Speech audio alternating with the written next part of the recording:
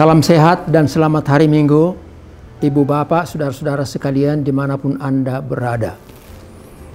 Selamat dan sehat, dua hal yang sangat penting bagi kita. Selamat dari ancaman COVID-19 dan sehat dalam melaksanakan tugas pekerjaan dan tanggung jawab kita masing-masing hari lepas hari. Healthy inside, fresh outside. Bila rohani ini sehat, maka wajah juga akan berseri-seri. Dua hal yang sangat penting dan indah sekali, saudaraku yang kekasih. Kasih karunia dan damai sejahtera dari Allah Bapa kita dan dari anaknya Tuhan Yesus menyertai saudara-saudara sekalian. Hari ini Minggu tanggal 21 Februari 2021. Saya akan bacakan firman Tuhan yang diperuntukkan untuk kita pada kesempatan ini, yang tertulis dalam kitab Kejadian pasal 9 ayat 8 hingga ayat yang ke-17. Saya bacakan untuk kita semua. Berfirmanlah Allah kepada Nuh dan kepada anak-anaknya yang bersama-sama dengan dia. Sesungguhnya Aku mengadakan perjanjianku dengan kamu dan dengan keturunanmu dan dengan segala makhluk hidup yang bersama-sama dengan kamu. Burung-burung, ternak dan binatang-binatang liar di bumi yang bersama-sama dengan kamu, segala yang keluar dari bahtera itu, segala binatang di bumi, maka kuadakan perjanjianku dengan kamu, bahwa sejak ini tidak ada yang hidup yang akan dilenyapkan oleh air bah lagi, dan tidak akan ada lagi air bah untuk memusnahkan bumi. Dan Allah berfirman, inilah tanda perjanjian yang kuadakan antara aku dan kamu, serta segala makhluk yang hidup, yang bersama-sama dengan kamu turun-temurun untuk selama-lamanya. Busurku kutaruh di awan, supaya itu menjadi tanda perjanjian antara aku dan bumi. Apabila kemudian kudatangkan awan di atas bumi, dan busur itu tampak di awan, maka aku akan mengingat perjanjianku yang telah ada antara aku dan kamu, serta segala makhluk yang hidup, segala yang bernyawa, sehingga segenap air tidak lagi menjadi air bah untuk memusnahkan segala yang hidup. Jika busur itu ada di awan, maka aku akan melihatnya, sehingga aku mengingat perjanjianku yang kekal antara Allah dan segala makhluk yang hidup, segala makhluk yang ada di bumi. Berfirmanlah Allah kepada Nuh, inilah tanda perjanjian yang kuadakan antara aku dan segala makhluk yang ada di bumi. Sampai di situ peruntukan firman untuk kita, saudara-saudaraku yang terkasih. Saudara, berita tentang Nuh, bahtera, air bah, dan pelangi atau busur adalah hal yang sudah sering kita dengar. Mulai dari sekolah minggu, mungkin waktu kita juga belajar siri dan seterusnya. Sering sekali kita dengar. Jadi pada kesempatan ini kita tidak akan mengulangi lagi panjang lebar dan details, tapi pada kesempatan ini kita akan melihat beberapa hal yang penting dari cerita tentang Nuh dan air bah, hukuman Allah dan keselamatan bagi orang-orang percaya. Apa yang dapat kita simak dari nas kita? Yang pertama, Tuhan menghukum orang berdosa, tetapi juga menyelamatkan orang yang taat kepadanya. Saya ulangi sekali lagi. Tuhan menghukum orang berdosa, tetapi juga menyelamatkan orang yang taat kepadanya. Manusia berperilaku jahat dan jatuh ke dalam dosa, dan dosa semakin besar dalam diri manusia. Ibarat bola salju yang menggelinding dan semakin besar, demikian juga dosa bergulir dari manusia yang satu kepada manusia yang lain dan masyarakat secara luas.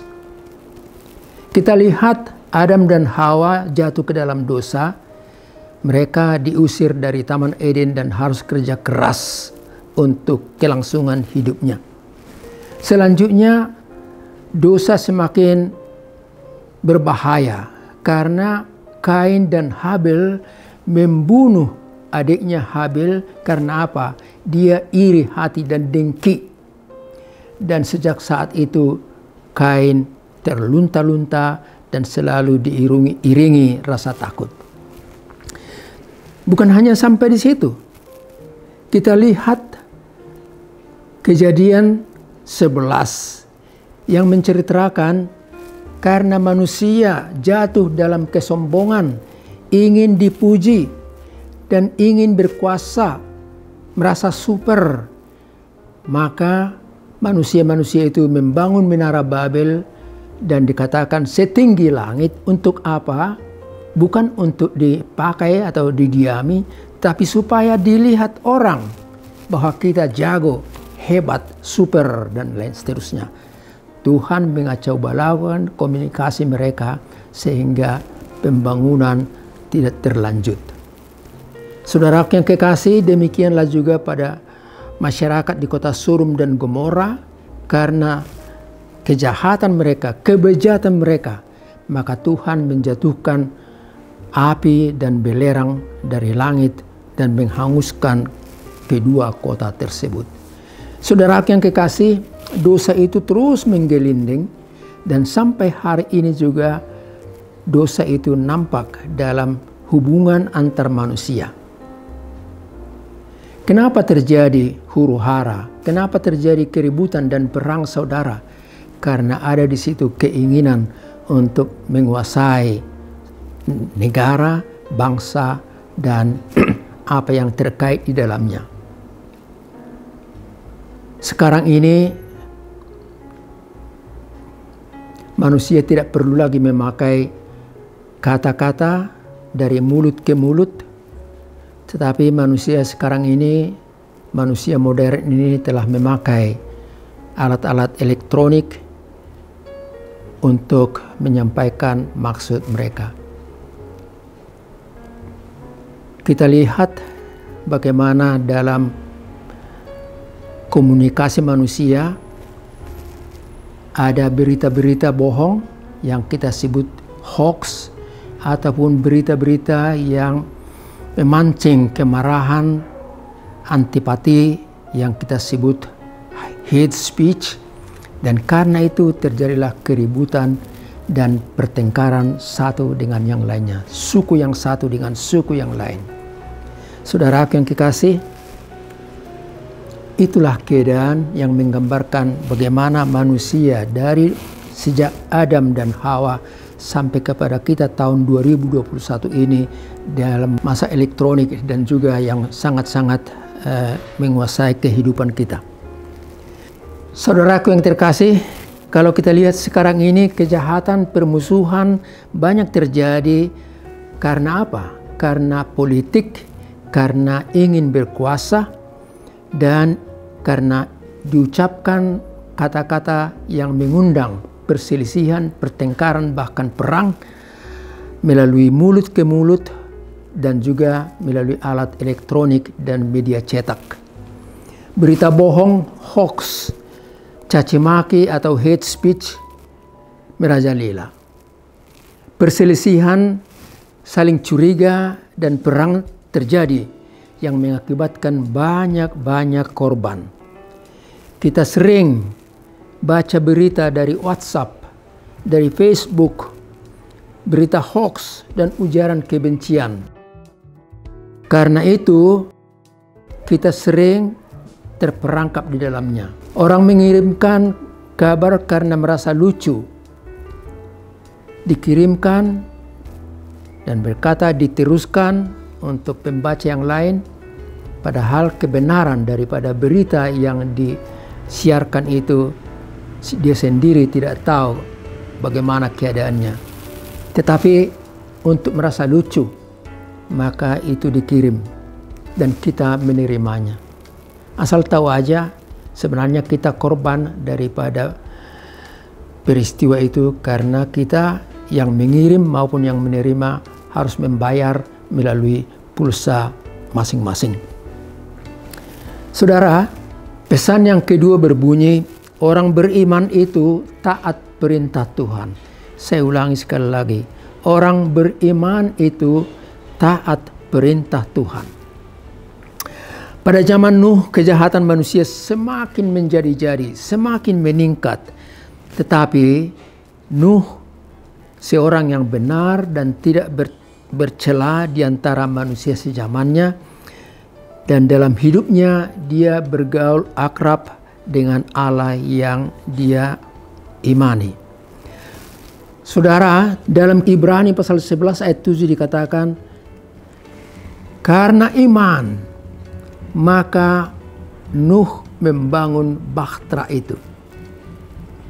Bukan karena kekuatan sendiri, bukan karena materi, tapi karena iman kepada Tuhan. Dia taat dan melaksanakan perintah Tuhan. Dia bangun bahtera.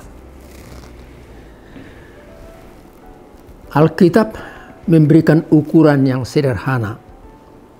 1 hasta sama dengan 45 cm. Dan kalau kita baca ayat berikutnya, maka bahtera itu panjangnya 300 hasta. Itu berarti sama dengan 135 meter. Lebarnya 50 hasta atau 22,5 meter.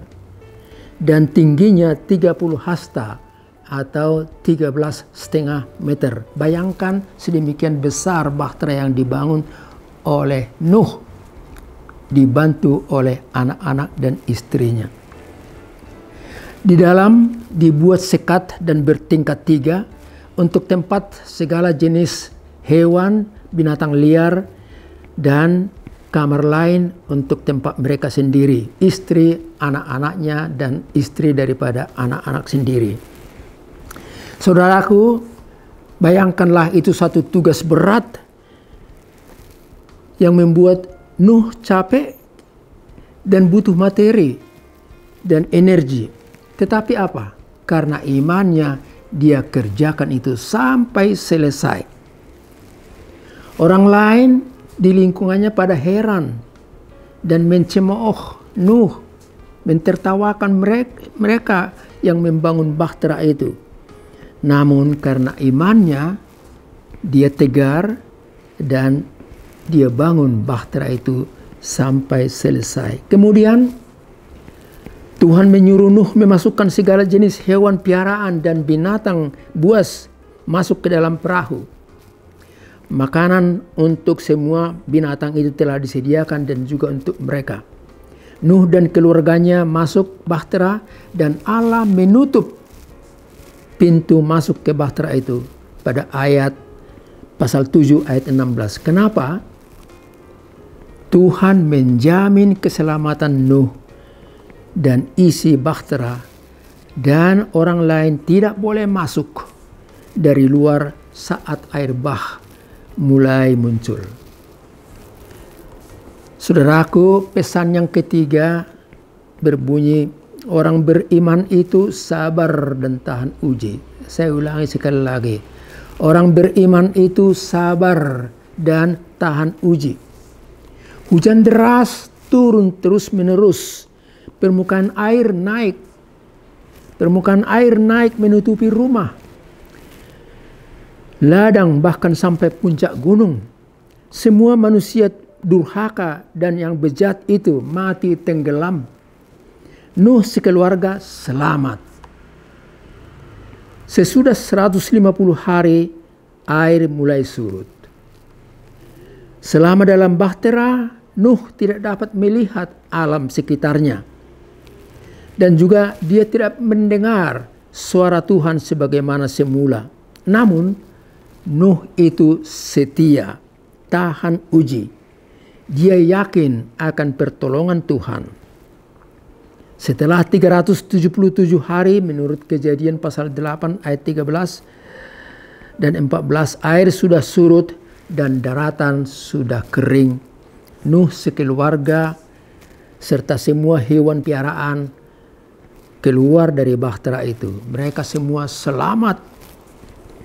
Dan tanda hormatnya kepada Tuhan, dia mendirikan mezbah dan mempersembahkan kurban bakaran sebagai tanda syukurnya kepada Tuhan.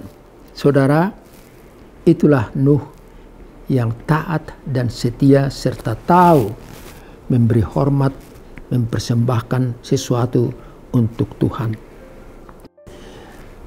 Pesan berikutnya, pesan keempat berbunyi, Allah itu maha baik, sungguh amat baik. Saya ulangi sekali lagi, Allah itu maha baik dan sungguh amat baik.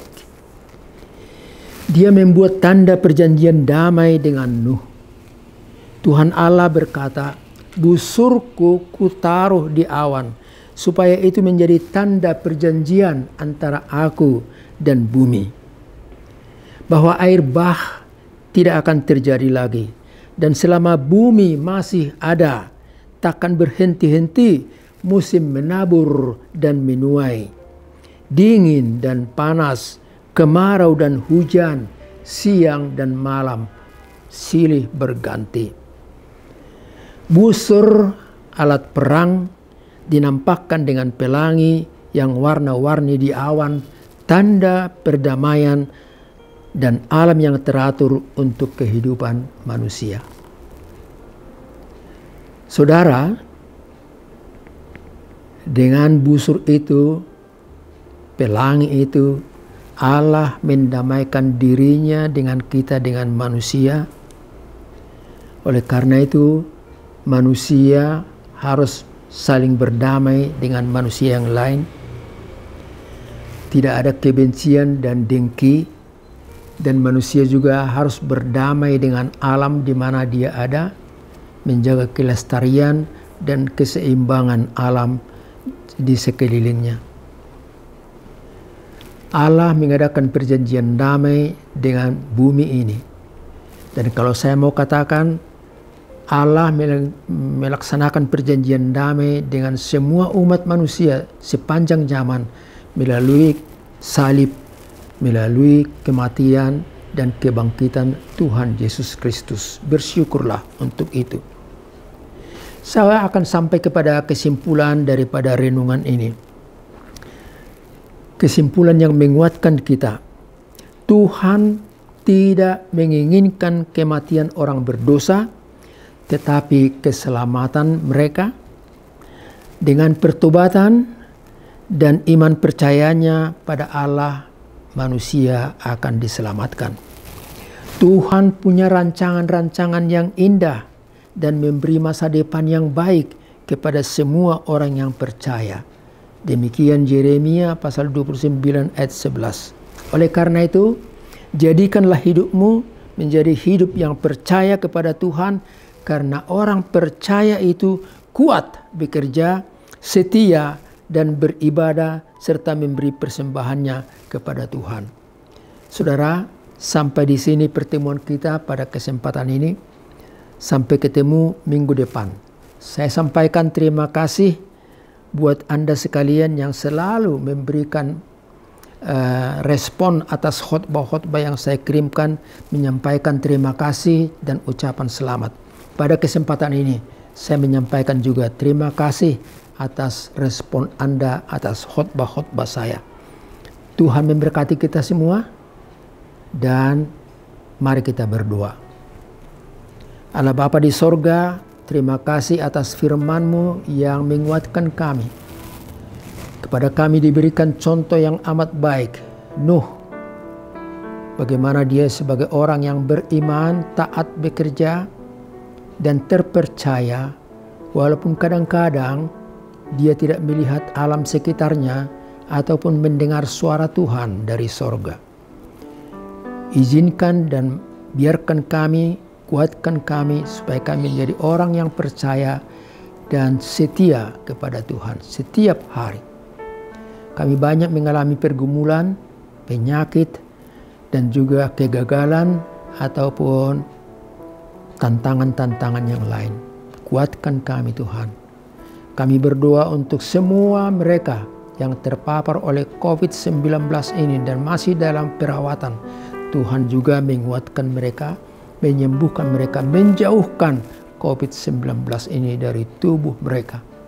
Kami berdoa juga untuk semua petugas medis dan para medis, supaya Tuhan memberikan sukacita dan melindungi mereka dari ancaman COVID itu. Mereka sehat dan selamat. Terima kasih Tuhan, berkatilah kami semua yang mengikuti khotbah ini.